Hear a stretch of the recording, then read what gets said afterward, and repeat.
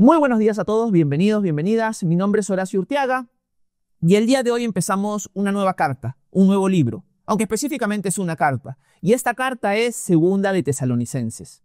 Una de las cosas que nosotros tenemos que recordar es que nosotros ya hemos hecho un estudio de toda Primera de Tesalonicenses. Y en el capítulo 1 dimos una pequeña introducción que vamos a repasar, por así decirlo, esta mañana antes de entrar a Segunda de Tesalonicenses en los primeros versículos. Lo primero que tenemos que recordar es que el apóstol Pablo planta la iglesia en Tesalónica en su segundo viaje misionero.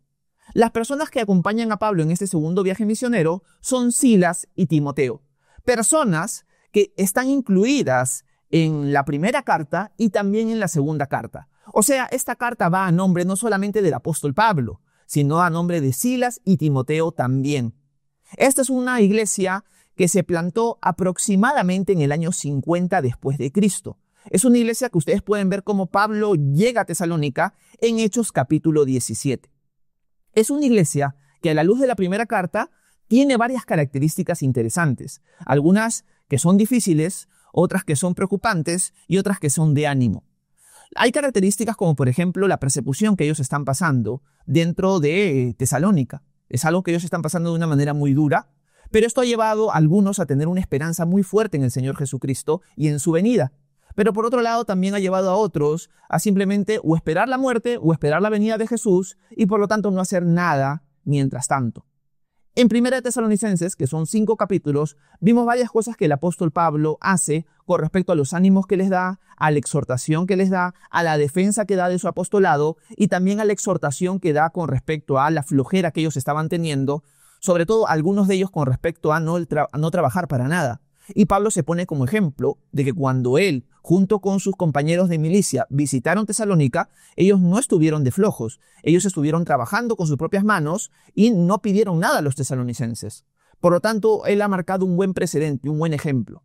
Ahora, en Segunda de Tesalonicenses, Pablo va a tratar 3 temas principales. Parece ser que entre Primera y Segunda de Tesalonicenses, que no hay muchos meses de distancia, la persecución ha empezado a aumentar cada vez más en la ciudad de Tesalónica. O sea, los cristianos en Tesalónica en esta segunda carta están experimentando una persecución mucho más fuerte que en el tiempo de la primera carta. Adicional a esto, una de las cosas que ha surgido es que parece ser que o ha llegado una carta, o ha llegado una información, o ha llegado algún visitante hablando en nombre de Pablo, diciendo que ellos ya están en el día del Señor. O sea, que ellos ya están en el tiempo de la tribulación. O sea, esta es una falsa enseñanza que ha llegado a nombre de Pablo y que los tesalonicenses le están creyendo. Y ellos piensan, ya estamos en el día del Señor, estamos experimentando la ira de Dios y por eso estamos pasando esta persecución. Y esto, por último, ha llevado a que muchos cristianos en Tesalónica tengan más flojera, sean más descuidados en sus labores diarias. O sea, hay mucho vago en Tesalónica. Y Pablo va a tener que corregir esto porque de la primera carta, cuando él la corrigió, a esta segunda parece que no ha habido ningún cambio al respecto. Entonces va a tener que volver a tratar ese tema de una manera un poco más fuerte y más radical con los cristianos que están cometiendo mucha flojera en la ciudad de Tesalónica. Así que esos son 3 puntos importantes que nosotros vamos a ir abarcando en el transcurso de estos 3 capítulos de esta segunda carta. Dicho esto, Pablo, como siempre, va a empezar la carta con un saludo. El saludo es el que vamos a analizar el día de hoy. Y antes de entrar al saludo como tal, ya luego de esta introducción, tengo que hacer una aplicación para nosotros esta mañana sin siquiera leer un versículo. ¿Por qué? Porque cuando nosotros vemos una segunda carta a los tesalonicenses, vemos el amor de Pablo por las personas que Dios les ha dado o le ha dado para servir. ¿A qué me refiero? El apóstol Pablo ha visto muchos errores en los cristianos en Tesalónica, muchas cosas elogiables, pero muchos errores también. Pero estos elogios y estos errores no han llevado a Pablo a simplemente ya quedarse conforme con los cristianos en Tesalónica, sino que él muestra su amor hacia ellos en seguir discipulándolos, en seguir orando por ellos, en seguir corrigiéndolos, en seguir expresando interés y amor por ellos. Por eso es que hay una segunda carta a los tesalonicenses. No es simplemente ya les di instrucciones la primera vez, suficiente. Hasta aquí no más. Ya les di lo necesario, ahora ustedes mediten en esta carta día y noche, léanla constantemente en sus reuniones de iglesia arrivederci, nunca más los vuelvo a visitar, estaré orando de tanto en tanto por ustedes. No es así.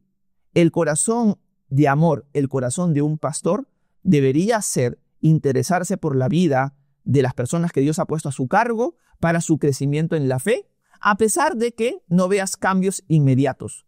Un verdadero amor es paciente. Un verdadero amor sigue insistiendo, sigue orando, sigue perseverando por el crecimiento de quienes los rodean, y en este caso del apóstol Pablo, por crecimiento de quienes Dios ha puesto a su servicio, o para servir, mejor dicho. En esto se ve el verdadero amor. Así que yo creo que una lección inicial para nosotros, antes de entrar en la carta como tal, es entender lo siguiente. El verdadero amor se entrega a los demás, es paciente y perseverante. Por lo tanto, nosotros deberíamos orar para que nuestros líderes sean así hacia nosotros, pero no solamente nosotros recibir, sino también nosotros dar. ¿En qué sentido? El mismo amor que yo puedo recibir de personas que me sirven a mí, yo transmitirlo a personas a las cuales yo estoy sirviendo. Porque recordemos, la vida cristiana, nuestro servicio como cuerpo de Cristo, como iglesia, no es solamente recibir de parte del Señor, sino también compartir con otros, con los dones y talentos que Dios nos ha dado. Entonces, es orar para que nuestros líderes nos amen incondicionalmente, nos tengan paciencia, nos sigan sirviendo, velando para que crezcamos en la fe. Pero también nosotros con los que nos rodean, también orar, ser pacientes y seguir amándolos, buscando que ellos crezcan en la fe. Es más, yo creo que es un buen deseo y siempre lo repito cada vez que vemos las cartas apostólicas, que nosotros anhelemos que los que nos rodean lleguen a ser mejores discípulos que nosotros. Mi oración constante por las personas a las que sirvo, y dentro de esas personas muchas veces están algunos de ustedes hasta específicamente con nombre, es que ustedes sean mejores discípulos que yo, que ustedes me avergüencen en mi caminar con el Señor, por su fidelidad, por su perseverancia, por su amor a Cristo. Yo deseo eso. Y yo creo que es el deseo que cada uno de nosotros debería tener.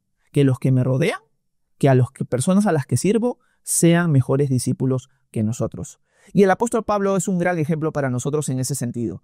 Porque muchas veces las iglesias que él ha plantado no han sido las más disciplinadas, las más amorosas, las más sometidas en un buen sentido, sino han sido rebeldes, se han desviado, han atacado a Pablo. ¿Y Pablo qué ha mostrado? Ha mostrado paciencia, ha mostrado amor, y eso es lo mismo que nosotros deberíamos buscar en nuestros líderes y también nosotros reflejarlo para con los demás.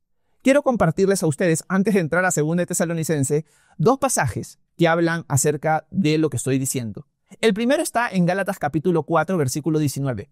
Miren cómo Pablo le habla a la iglesia de Galacia o a las iglesias de Galacia luego de haberlos exhortado, porque se han desviado los Gálatas. Y miren lo que dice en el versículo 19 del capítulo 4. Hijitos míos, por quienes vuelvo a sufrir dolores de parto hasta que Cristo sea formado en ustedes. O sea, lo que Pablo está sintiendo con los Gálatas no es mariposas en el estómago. Son dolores de parto. Porque los Gálatas están tercos, los Gálatas después de haber visto varias cosas y escuchar la predicación apostólica, se han desviado, se están volviendo judaizantes, están volviendo a la ley de Moisés. Y Pablo tiene que en buena cuenta llamarles la atención fuerte. Les llama Gálatas insensatos. O sea, Gálatas es una carta de exhortación bien fuerte. Pero Pablo los ama, porque Pablo los ha servido, Pablo ha plantado esa iglesia, Dios ha puesto ese corazón de pastor en Pablo. Y Pablo, ¿qué les dice? Hijitos míos, por quienes vuelvo a sufrir dolores de parto hasta que Cristo sea formado en ustedes. ¿Esto qué nos enseña? Que muchas veces con los que nos rodean va a ser exactamente igual. Y el verdadero amor no tira la toalla, el verdadero amor no se rinde, sino dicen, hijitos míos, tengo que seguir sufriendo dolores de parto hasta que Cristo sea formado en ustedes. Pero yo los voy a seguir amando, porque ese es el mismo amor que Jesús nos da a nosotros. Jesús no se rinde con nosotros, Jesús sigue ahí. Por lo tanto, no tires la toalla con las personas que quizás, o 1, quieres que conozcan al Señor y estás orando por ellas, o 2, son personas que estás sirviendo en la fe. Y capaz ves crecimiento o capaz no. Sigue, porque el amor no se trata de solamente ver resultados, sino el amor es incondicional. Ese es el mismo amor que el Señor nos da. Y en su tiempo el Señor obrará. Pero tú sigue amando, sigue perseverando, sigue sirviendo. Ese es el corazón que Pablo nos enseña al escribir una segunda carta. Y es el mismo corazón que Pablo muestra cuando habla acerca del amor. Ese es el segundo pasaje que quería compartir con ustedes. 1 Corintios 13, del 4 al 7, miren lo que dice. El amor es, miren esto, vamos a subrayarlo. El amor es paciente, dice el texto, y bondadoso. No es envidioso ni jactancioso. No se envanece no hace nada impropio, no es egoísta ni se irrita, no es rencoroso, no se alegra de la injusticia, sino que se une a la alegría de la verdad. Todo lo sufre, todo lo cree, todo lo espera, todo lo soporta. Ese es el amor. Y ese es el amor que nosotros deberíamos manifestar a los que nos rodean. Sea personas que estamos sirviendo, sea personas que no, y orar para que los que nos sirven a nosotros también tengan ese amor. Perdón. Y ese amor solamente se va a poder lograr si nosotros se lo pedimos al Señor. Recordemos lo que hemos aprendido cuando estudiamos el Sermón del Monte. Este tipo de amor no se puede obtener por tus fuerzas o por tu esfuerzo, sino se va a obtener si tú se lo pides al Señor. Es un amor de una característica, de una calidad que tú no tienes, ni yo. Solamente Dios nos puede dar ese tipo de amor para compartirlo con los demás. Así que en 2 de Tesalonicenses vemos solamente en el hecho del título, 2 de Tesalonicenses, esas características que nos deben llevar a imitar el amor de Pablo, Silas y Timoteo a los cristianos en Tesalónica. Dicho esta primera aplicación y introducción, vamos ahora sí a entrar a los 2 primeros versículos de esta carta. Arranquemos. Veamos cómo Pablo se saluda o manda sus saludos a la iglesia en Tesalónica. Miren versículo 1. Dice lo siguiente. Pablo, Silvano y Timoteo. Nos dirigimos a la iglesia de los tesalonicenses, en Dios nuestro Padre y en el Señor Jesucristo. Que Dios nuestro Padre y el Señor Jesucristo les concedan gracia y paz. Bueno, es un saludo común. Recordemos que los saludos antiguos en las cartas de la época de Pablo, de la época de Cristo, empezaban siempre con el nombre de quien enviaba la carta, porque generalmente eran en pergaminos o en papiros, y obviamente si tú esperabas encontrar el nombre al final del papiro, al final de la carta, ibas a demorar un montón en desenrollar todo el texto para luego saber quién te lo escribió. Lo primero que tú tenías que ver en esa forma de escritura, en esa forma de transmisión, era el nombre de quien te está escribiendo. Por eso Pablo empieza su saludo mostrando quiénes son los que mandan esta carta y quiénes mandan esta información. Es Pablo, Silvano, que es el Silas de Hechos capítulo 17, y Timoteo. Son compañeros de milicia del apóstol Pablo, junto con Pablo, que envían esta carta a una iglesia que ellos han servido, que ellos han amado, por quienes están orando y que están pasando varias cosas que ya hemos hablado en la introducción. Me encanta porque una de las cosas que es diferente de 1 de Tesalonicenses en ese saludo es que dice que están escribiendo de parte de nuestro Dios y Padre y del Señor Jesucristo. En la primera carta dicen de parte de Dios el Padre y del Señor Jesucristo. Pero ahora cambian la frase y dicen de nuestro Dios y Padre y del Señor Jesucristo. Este cambio, aunque no tiene mucha relevancia capaz para los tesalonicenses, como hay un cambio, dije, esto tengo que subrayarlo. Y nos tiene que enseñar lo siguiente. Una de las cosas que los tesalonicenses tienen es que ahora tienen la paternidad de Dios. ¿A qué me refiero con eso? Es que ahora ellos tienen que entender y tienen que recordar constantemente, y por lo tanto nosotros también, que ahora, si hemos puesto nuestra fe en Jesús como nuestro Dios y Salvador, Dios ahora es nuestro Padre. Esto es importante de entender. ¿Por qué? Porque hoy en día equivocadamente se piensa que Dios es nuestro Padre automáticamente. O sea, yo ya soy hijo de Dios. Desde que nací, yo ya soy hijo de Dios, yo ya soy hija de Dios. Mentira, la Escritura no enseña eso. El cristianismo no enseña eso. Jesús no ha enseñado eso. Los apóstoles no han enseñado eso.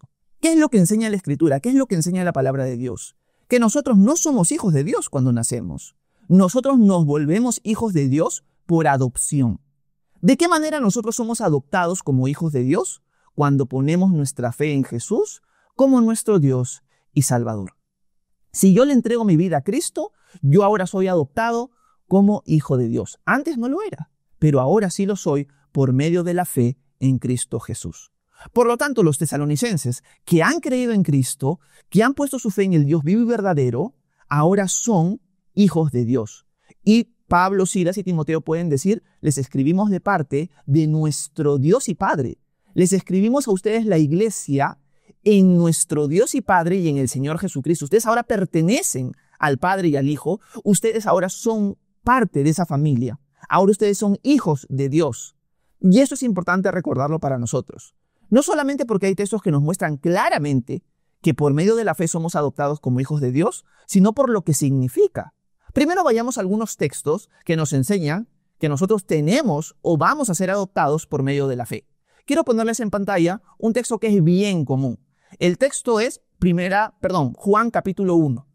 Y miren cómo Juan expresa, hablando de Jesús como la palabra, acá se refiere a Jesús, cómo por medio de la fe en Él somos adoptados como hijos de Dios.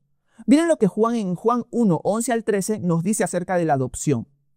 Dice Juan, la palabra vino a los suyos, o sea, Jesús vino a la tierra, a su creación, pero los suyos no la recibieron. El pueblo de Israel rechazó a Jesús. Versículo 12.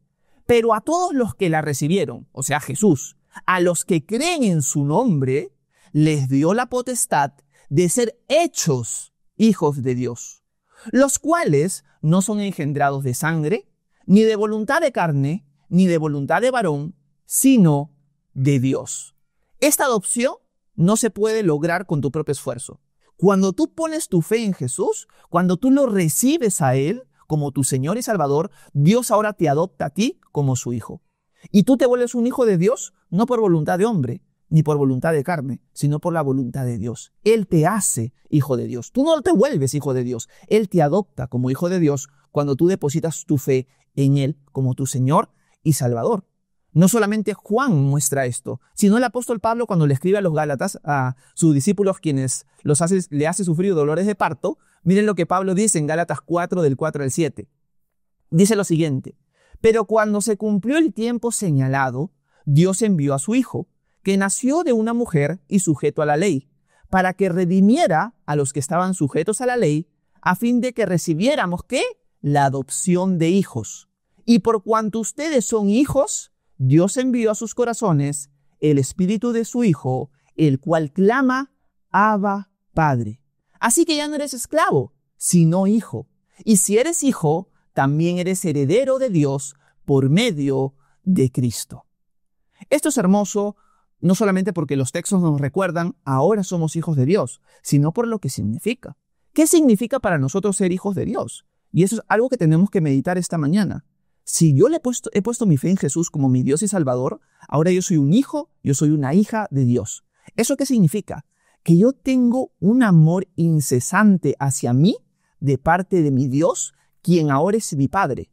Los que somos padres podemos experimentar un poquito nada más de lo que Dios tiene para con nosotros con respecto a su amor en nuestra relación con nuestros hijos. ¿A qué me refiero? Ustedes conocen que yo tengo mi hija que se llama Sofía. El amor que yo tengo a Sofía es un amor muy especial. Yo nunca le voy a desear mal a mi hija, siempre le voy a desear bien. Yo no solamente quiero que mi hija esté bien, sino yo quiero protegerla, quiero servirla, quiero amarla, quiero apapacharla, como se dice, lo más que pueda. Mi hija es un tesoro para mí, es la niña de mis ojos.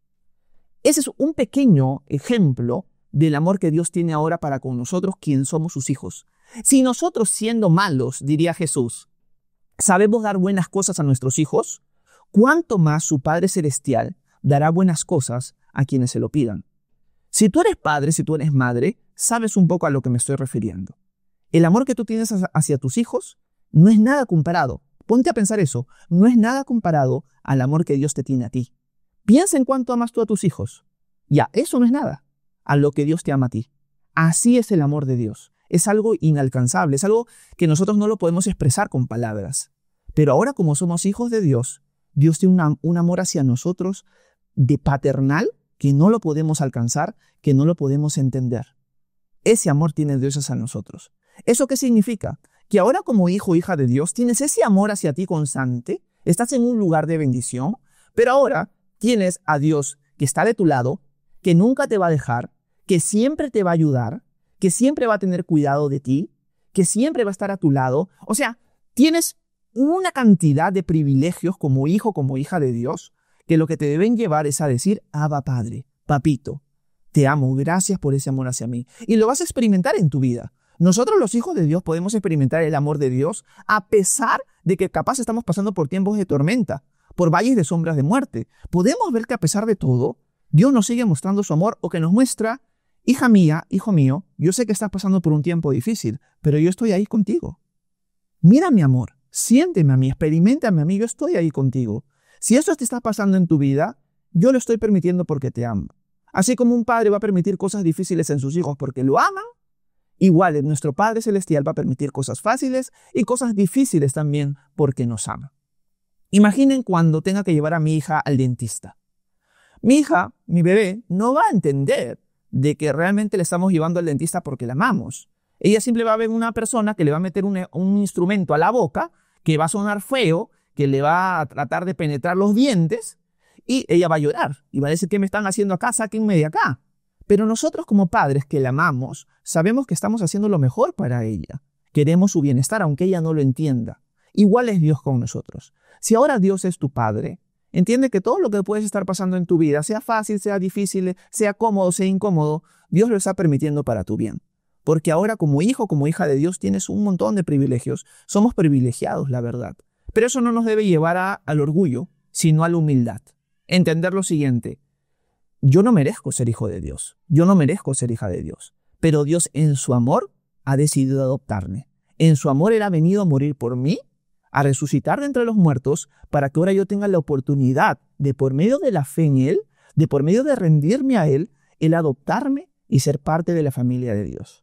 Si tú eres alguien que has puesto tu fe en Jesús, eres parte de la familia de Dios y tienes todo ese privilegio, estás en un lugar de bendición y puedes recordar diariamente que pase lo que pase, Dios tiene cuidado de ti. Así que no olvides eso. Por lo tanto, Pablo, Silas y Timoteo le escriben a la iglesia de Tesalónica, a los tesalonicenses, en nuestro Dios y Padre y en el Señor Jesucristo. Así que ese es un privilegio que todos los hijos de Dios tenemos. Si tú eres alguien que no has puesto tu fe en Jesús como tu Dios y Salvador, tú no tienes esos privilegios todavía. Y nuestra súplica es: nosotros tampoco tenemos el honor de ser hijos de Dios, pero lo hemos aceptado. Somos un mendigo, diciéndote a ti, otro mendigo, donde hemos encontrado pan. Hemos encontrado el pan de vida. Y ahora lo único que queremos hacer es compartirlo contigo. Tú lo puedes aceptar y rechazar. Pero nosotros te decimos: antes no éramos hijos de Dios como tú, pero ahora lo hemos encontrado a Él. Y no hay nada mejor que haber conseguido la vida eterna, el perdón, la adopción de hijos que ahora hemos tenido. No es fácil, no te estoy pintando las cosas de color de rosa, pero si tú aceptas al Hijo de Dios, si tú aceptas a Jesús como tu Señor y Salvador, tú vas a ser hijo o hija de Dios, y eso nunca nadie lo va a cambiar. Y experimentar el amor de Dios en tu vida todos los días es inigualable. Y acá estamos, algunas personas que hemos sido adoptados como hijos de Dios, diciéndote esta mañana: ven a los pies de Él.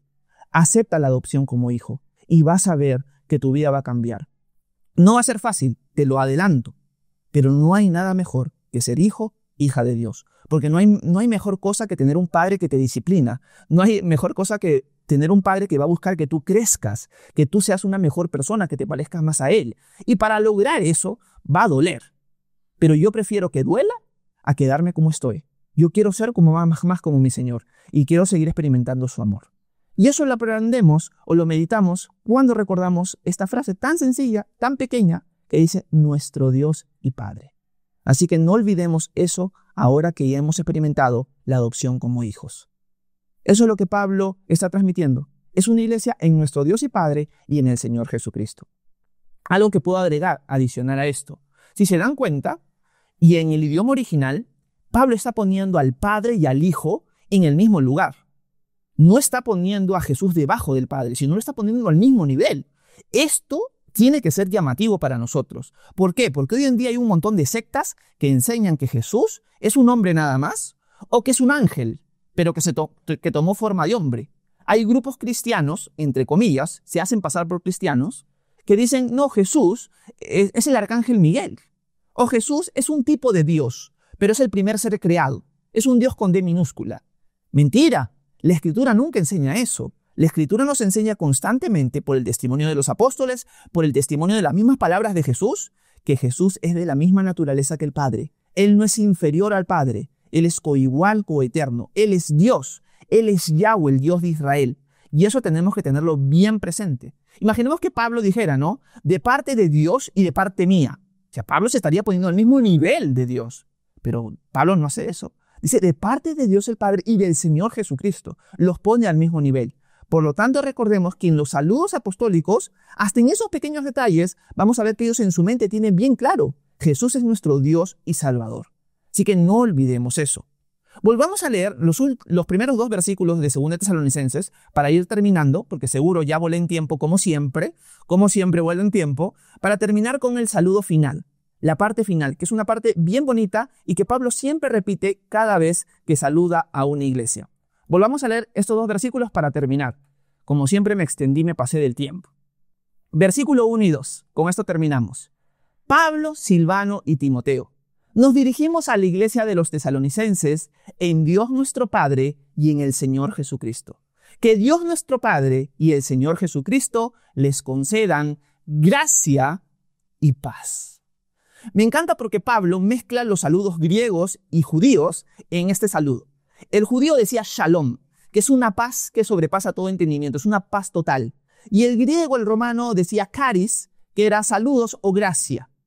Pablo mezcla las 2 cosas y dice, ustedes reciban de parte de Dios el Padre y del Señor Jesucristo, reciban gracia y paz. Este significado y este orden de estas palabras es importante. ¿Por qué? Y con esto voy a terminar. Porque Pablo está diciendo, solamente el Padre y el Hijo les pueden dar a ustedes un regalo inmerecido, esa gracia, esa bendición, ese regalo que va a producir en ustedes paz. Nunca es al revés. Nunca es una paz que te produce gracia. La paz solamente se va a obtener si tú recibes la gracia de Dios. No es algo que tú puedas obtener con tus fuerzas, es algo que tú tienes que recibir de parte de Dios. La salvación es eso. La salvación se obtiene por gracia, por medio de la fe. Y cuando tú aceptas el regalo que Jesús te está otorgando hoy, de ponerlo a Él en el trono por fin de tu vida, Él te va a dar a ti una paz que sobrepasa todo entendimiento. El apóstol Pablo, cuando le escribe a los romanos, dice que ahora por medio de la fe hemos sido declarados justos delante de Dios y por fin tenemos paz con Dios. El ser humano está enemistado con Dios por su pecado, pero en Cristo nos hemos reconciliado. En Cristo hemos obtenido la reconciliación con Dios. Hemos obtenido paz con Dios. Por eso Pablo termina diciendo, reciban ustedes gracia y paz. Si ustedes reciben la gracia, el regalo de Dios el día de hoy, adivinen qué van a obtener. Van a obtener paz. Y esa es la paz que tengo yo y que quiero seguir teniéndola hasta el final de mis días y quiero que ustedes también la reciban. Pero solamente van a obtener esa paz si reciben primero la gracia y el regalo de Dios. Y ese regalo es el mismo Jesús por ustedes. Él murió y Él resucitó para mostrarnos que nos ama y que se ha sacrificado por nosotros y que nos ha dado vida eterna y perdón de pecados en Él. Así que termino diciendo lo siguiente. Terminen confesando, aceptando el amor de Dios para con ustedes. Hemos visto puro amor. Desde el hecho de que se escriba una segunda carta, desde el hecho de que ahora sea nuestro Dios y Padre, y en el hecho de que gracia y paz sean dadas a nosotros. Amor, amor, amor. Eso es lo que tiene Dios para ti, para mí, y que quiere que tú lo compartas con los demás. Dicho esto, discúlpenme por haberme extendido como siempre un montón más de lo previsto, pero espero que este pequeño devocional de 2 versículos haya sido de edificación para ustedes. Este es el comienzo de la segunda carta a los tesalonicenses, pero el saludo ya en sí mismo es rico. Así que espero haberlos servido, haberlos ayudado a entender un poco más estos pasajes. Y si tienen preguntas, dudas, comentarios, por favor háganmelo saber, que con gusto voy a intentar responder sus preguntas a continuación. Muchas gracias por su atención. Que Dios los bendiga a cada uno de ustedes.